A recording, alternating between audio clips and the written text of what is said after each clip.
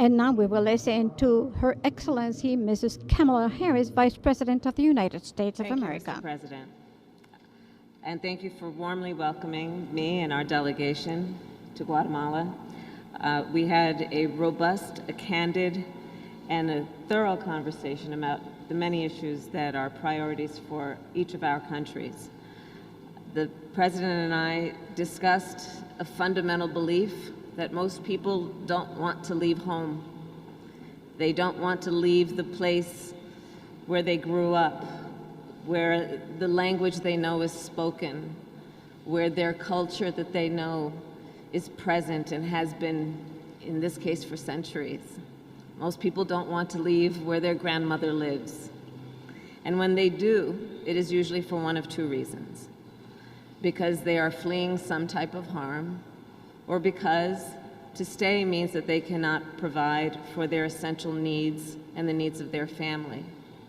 The President and I share a firm belief that our responsibility and our capacity is to give people a sense of hope. We talked extensively about this through the many conversations we have had, including today. The power of hope, the ability that each of our governments has to give people a sense that help is on the way, to let them know that they are seen, that they are heard, that we see their capacity, but we also understand their challenges and their need for support and the resources that any human being needs to be able to survive, much less thrive. So that was fundamentally the spirit behind the conversation that we had. And as I mentioned, Mr. President, I believe that our world is interconnected and interdependent, and certainly the most recent issues that have plagued our globe, including the pandemic, have made that point clear.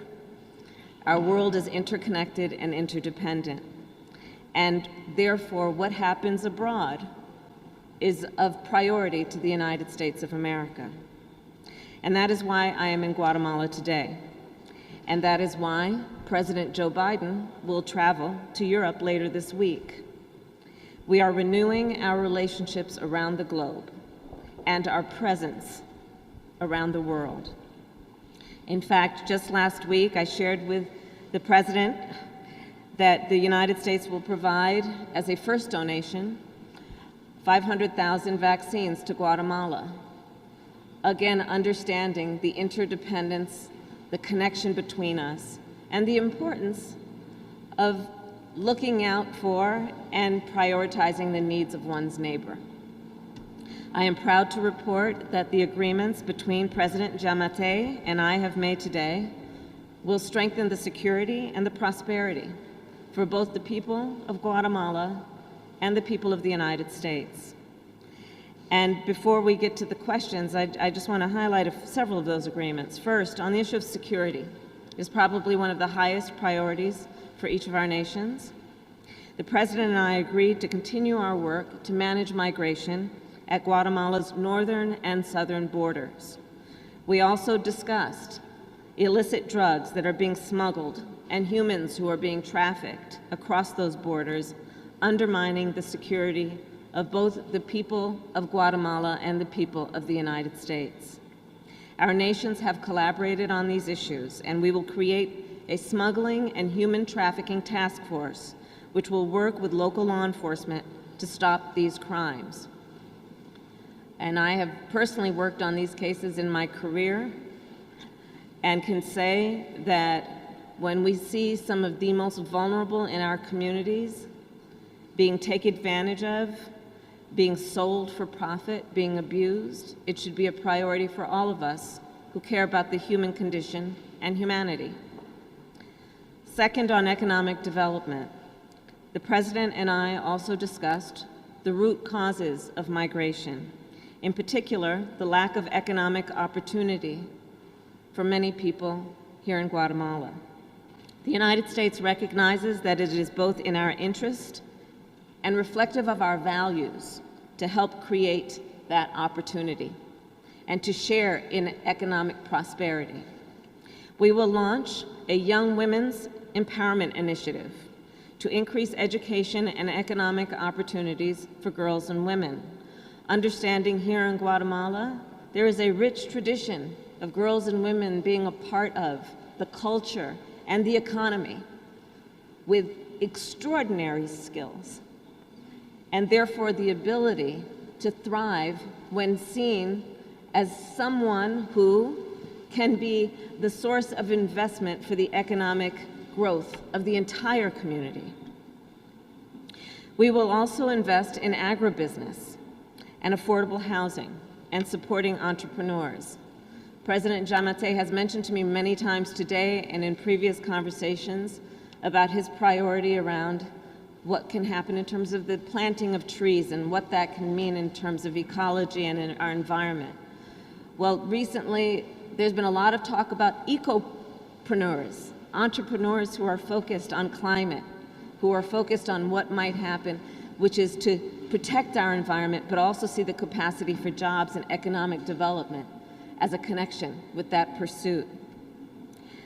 I will also continue to work with CEOs around the world to encourage investment in Guatemala.